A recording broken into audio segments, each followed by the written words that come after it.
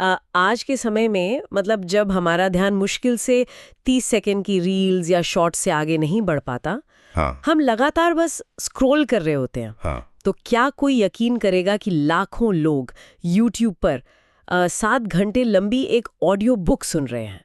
मतलब आज के इस तेज तरार डिजिटल युग में कोई 7 घंटे 24 मिनट तक एक ही जगह कैसे टिक सकता है? ये सच में सोचने वाली बात है। बिल्कुल। तो आज हम इसी रहस्य को सुलझाने वाले हैं।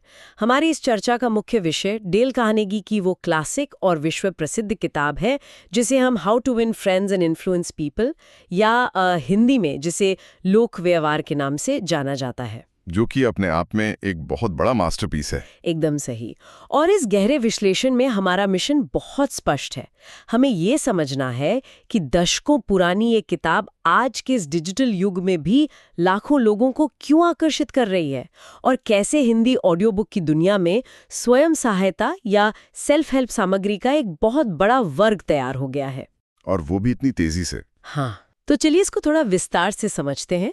ये जो हमारा आज का स्रोत है वो एस्थेटिक नैरेटर नामक एक YouTube चैनल से लिया गया है। यहाँ सबसे हैरान करने वाली बात यह है कि हम अक्सर ये मान लेते हैं कि इंटरनेट के आने से लोगों का धैर्य बिल्कुल खत्म हो गया है।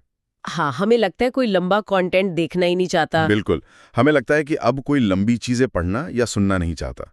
लेकिन ये 7 घंटे से भी ज्यादा लंबा ऑडियो बुक इस धारणा को पूरी तरह से तोड़ देता है। सही कहा। ये असल में इस बात का सबूत है कि इंसान के भीतर खुद को बेहतर बनाने की, अपनी कमियों को समझने की भूख आज भी उतनी ही गहरी है जितनी शायद 50 या 100 साल पहले थी। और लोग इसके लिए समय निकाल रहे हैं। हाँ, लोग भले ही एंटरटेनमेंट के लिए वो छोटे शॉर्ट वीडियोस देखते हों, लेकिन जब बात अपनी जिंदगी को बदलने वाले सिद्धांतों की आती है तो वो आज भी धैर्य के साथ घंटों बैठकर सुनने को तैयार हैं। बिल्कुल।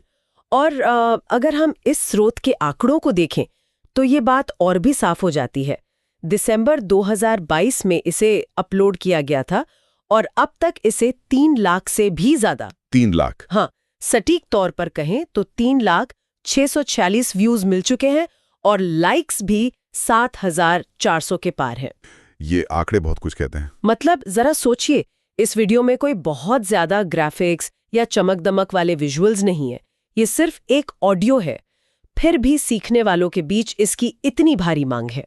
मैंने इस चैनल को चलाने वाली क्रिएटर के बारे में थोड़ा पढ़ा। अच्छा, तो उनके बारे में क्या जानकारी मिली? दिलचस्प बात यह है कि उनका नाम शुभ्रा पोमल ठाकुर है और उनका बैकग्राउंड काफी सॉलिड है।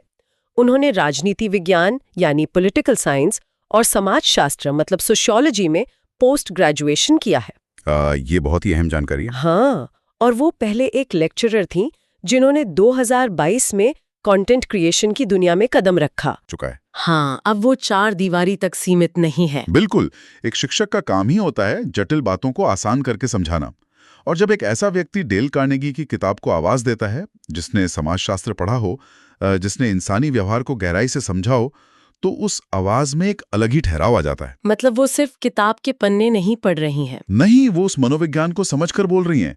ये सिर्फ एक ऑडियो बुक नहीं है, बल्कि समाजशास्त्र के एक जानकार द्वारा मानव व्यवहार को समझाने का एक बहुत ही आधुनिक तरीका है। ये बहुत ही दिलचस्प नजरिया है।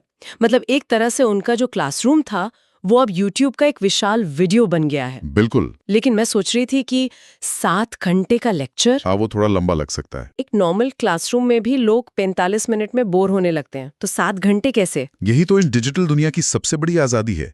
आपको ये 7 घंटे एक बार में बैठकर नहीं सुनने हैं। लोग इसे अपनी सुविधा के हिसाब से बांट लेते हैं। कोई मेट्रो में सफर करते हुए सुन रहा है तो कोई रात को सोने से पहले। हाँ, और इसी बात पर मुझे इस ऑडियो बुक की संरचना याद आती है, जिसे स्रोत में दिए गए टाइम स्टैम्प्स के आधार पर बहुत ही तार्किक तरीके से बांटा गया है। यहाँ बात सच में बहुत दिलचस्प हो जाती है। वो कैसे? क्योंकि किताब को बहुत ही बेहतरीन हिस्सों में विभाजित किया गया है। शुरुआत में तो प्रस्तावना है, लेकिन मुख्य रूप से 4 भाग हैं। पार्ट 1 है लोगों से निपटने के मूलभूत तरीके। पार्ट 2 है लोगों को अपना बनाने के 6 तरीके।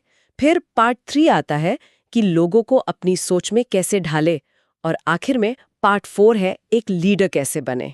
ये जो ढांचा है ना, ये कोई इत्तेफाक नहीं है। डेल कार्नेगी ने इसे बहुत सोच समझकर डिजाइन किया है। ये एक मनोवैज्ञानिक सीढ़ी या साइकोलॉजिकल लैडर की तरह है। मनोवैज्ञानिक सीढ़ी मतलब आप स्टेप बाय स्टेप आगे बढ़ते हैं। एकदम सही। इंसान को सीधे लीडरशिप नहीं सिखाई जा सकती। आप किसी से ये नहीं कह सकते कि बस जाओ और लीडर बन जाओ। हाँ, वो तो काम नहीं करेगा। बिल्कुल नहीं। पहले आपको बुनियादी बातें समझनी होती हैं। जैसे कार्नेगी का नियम है कि आलोचना मत करो या निंदा मत करो। जब आप लोगों के साथ सही से पेश आना सीख जाते हैं, तब आप उनका दिल जीतते हैं और अंत में उन पर प्रभाव डालते हैं। इस क्रमिक विकास में सबसे अलग क्या लगता है? मुझे लगता है कि ये बहुत ही व्यावहारिक है। मतलब आज के दौर में जहाँ इंटरनेट पर हर कोई बस आलोचना करने में लगा है, वहाँ ये कहना कि आलोचना मत करो बहुत मुश्किल लगता है। मुश्किल है, लेकिन सबसे असरदार भी यही है।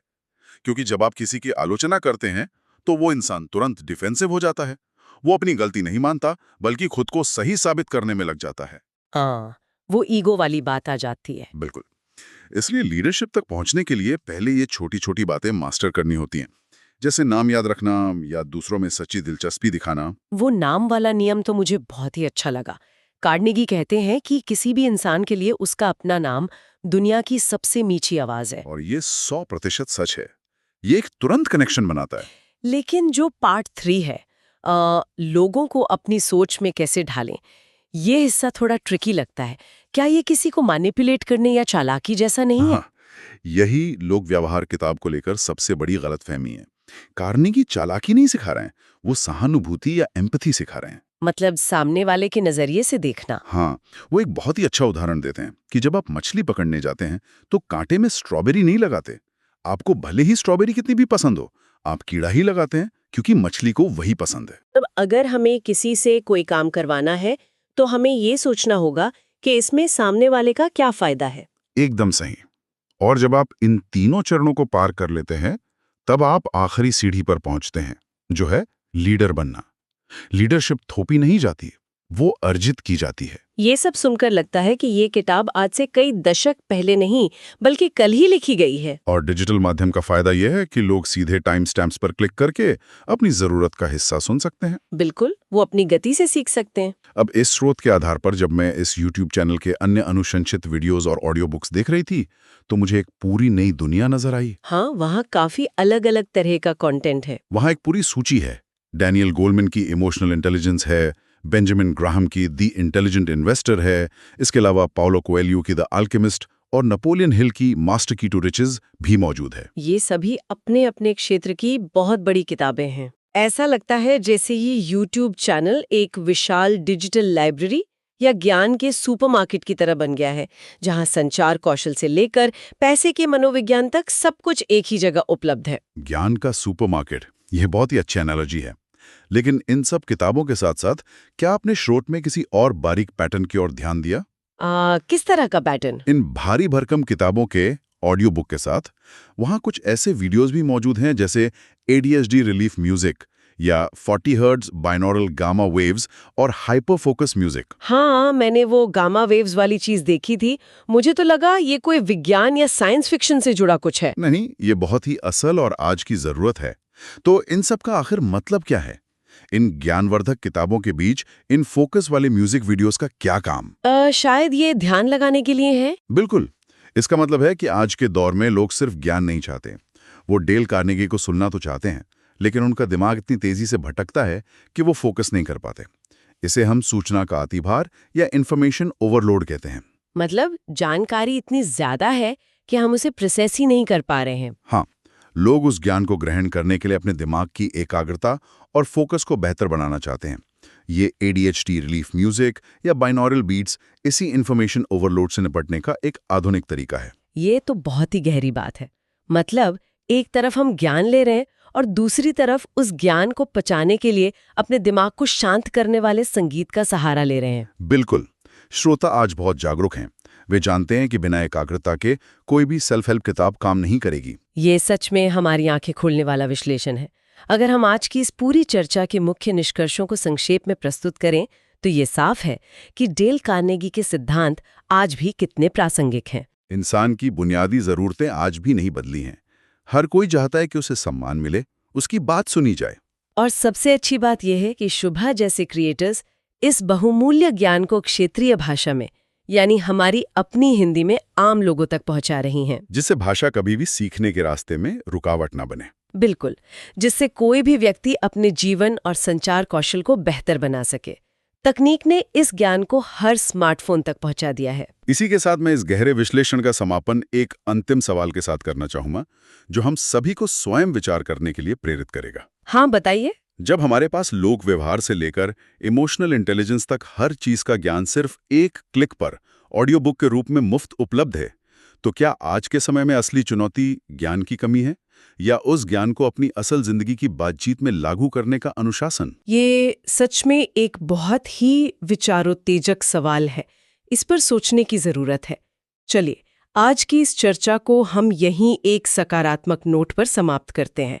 हमें उम्मीद है कि इस विश्लेषण ने आपको इस विषय पर और अधिक खोजबीन करने के लिए प्रेरित किया होगा।